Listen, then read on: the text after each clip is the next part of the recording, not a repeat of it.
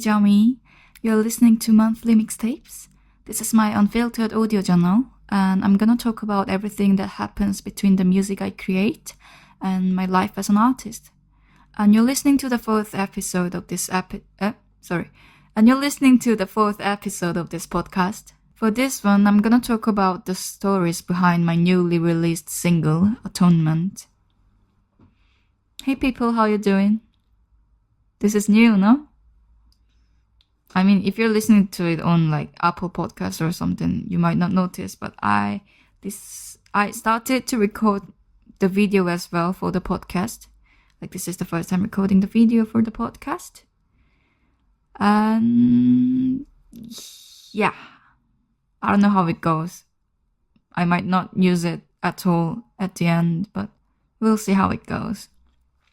So yeah, I wanted to talk about the behind stories about my new song, but then, I've written it, I've recorded it, I've listened to it so many times even before releasing, and I kind of lost all the questions I have for this song. And it's all about my story, my song, my production. So yeah, it was a bit hard to write some scripts about it, so I asked Gemini and some of my friends if there's any good questions to ask to an artist who released their new song. And I got quite a few good questions, so I'm gonna answer those questions for this podcast. So it's basically I'm interviewing myself. But yeah. So the first question was, is there a happy accident in the recording that you actually kept in the final version? Yes. So when I recorded the vocal for this song, it was right after I got recovered from the flu. So yeah, I mean, I was still recovering from it, so I still had the sick voice, if you listen to it like really closely, or if you already noticed. But yeah, I thought that suits this song's vibes and like the theme of the lyrics, So I just kept it with my sick voice. And yeah, that's the kind of a happy accident I had, I would say. Second question. What is the coolest part of the song that you ended up cutting or deleting because it didn't fit? I mean, it wasn't like the coolest part, but I was kind of experimenting with my acoustic guitar, and I added some guitar solos in the bridge part. Is it a bridge part? Yeah, it is a bridge part. Playing the solo lines at the same time as the lead vocal, but like with different notes. So it sounded like the guitar was harmonizing with the vocals, basically. But when I tried it, and when I heard it back, it wasn't that great, so yeah, I just deleted it. And I have no regret. But yeah, at least I tried, and yeah. Next question. Who were you mentally or emotionally the day before you wrote this? How are you different now? Well, when I wrote this song, I was grieving so hard. It was one of the hardest times in my life so far. Probably just the hardest time ever. But then I saw some news about an actress who committed suicide because of her personal life. And she was the same age as me. I'm not the person who keeps an eye on celebrities' lives or gossip or whatever happens to them. So I didn't know what happened to her until I heard the news. And then, as I said, I already had the grief going through, so it hit hard. I just felt this extreme guilt. I mean, I understood their deaths are not my fault, like literally, but I felt like I was just watching them dying when they asked for help, I don't know, maybe you don't understand what I'm saying, but that's what I felt back then. And this song was written in a short amount of time because that was what I felt. So yeah, am I different now? Well, mentally, yeah. I think now I'm at least not faking to be okay and just pushing through. That's what I used to do. Now, like, I know I need some time alone to cry a bit and get some emotions out. So yeah, I guess I'm healthier in terms of mental health. What is the one thing you hope someone feels when they're listening to this alone in their car at night?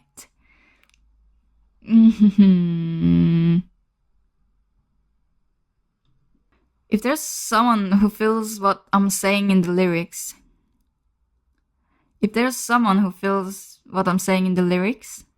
I hope they won't listen to this song in their car alone at night. I mean, I'm joking, but I just hope they feel like they're not alone. I hope this song feels like it's telling them you're not the only one who feels that way, so it's fine. I know it doesn't feel fine, but it's gonna be fine. It's all fine. It's all natural. Yeah, I hope they feel it that way.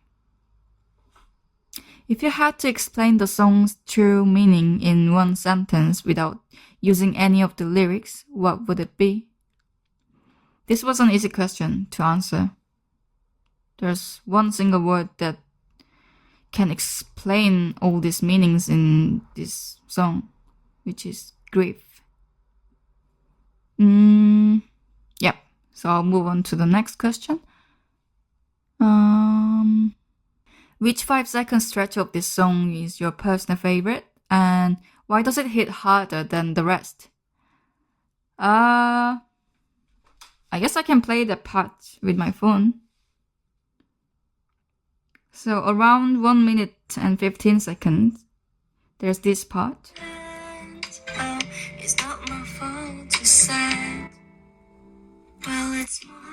Yes. There's a bit of silence with only the guitar playing ding after "It's not my fault you said." And I really like that part because it feels like it's asking back to the people who said it's not their fault. Like, is it really? Do you think so? So yeah, I really like that part. I meant it, obviously. So yeah. If this is someone's first impression of you as an artist, what do you hope they take away from the song? I mean, this song is a very lyrics focused song, I'd say. So I hope they see my true self through this tune. I know it's hard, but yeah. I hope they feel that I'm talking about my real feelings, but in a musical way. I feel like this song is more like a journal than a song, at least to me personally. What was your favorite part of making this song? Well, this is actually the first time recording my acoustic guitar, so that was my favorite part. I enjoyed recording it. It wasn't easy and I had to try so many things to get the right sound. But all the process was fun and I learned a lot from it. And I really liked the final sound. So, yeah. It was really fun. I like it. Give me 3 songs to put Atonement on a playlist with. Oh, this is my favorite question of the day. So I chose these 3 songs. You might know already or you might not. The first one is Tired by Bibadoobie. And the second one is Kiss Me by Maro. And the last one is called Nothing Ever Happens by Daryl Run. It's like his last name is Rahn.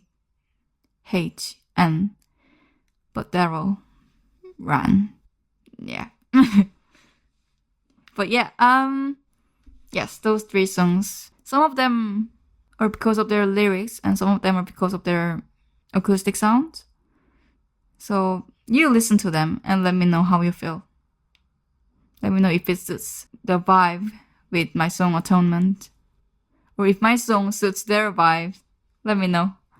Yeah, so next question. What movie series matches the vibe of this song? Speaking of vibes, there's another question about the vibes. This is also a very good question, by the way. But it's really hard to answer. Maybe that's because I'm not a cinephile, but maybe something dark and maybe something about grief. But like, it should have its own meaning, so it remains on our minds for a while, or something like that, you know? At the moment, all I could think of is Black Mirror series. Yeah, I think that's gonna suit the vibe. Yeah. Maybe. Is there anything else? Not yet. No. Okay. Lastly, I would like to talk about the cover art that Danby worked on. Danby is a textile designer and also a very good friend of mine. The first inspiration I had for this cover art was the apartments at night. There are so many rectangle windows and they all have different lighting. Some of them are yellowy orange, some of them are like bluish white. One day, when I looked up at them, I thought they could be a metaphor for our lives. When my upstairs neighbor is having a good time, I could be crying. When someone's dancing with loud music on the 7th floor, someone on the 11th floor could be packing their bags for their new holiday or something, you know? So yeah, I got the inspiration from it, and this song will be part of my upcoming EP. The EP will be called People Watcher.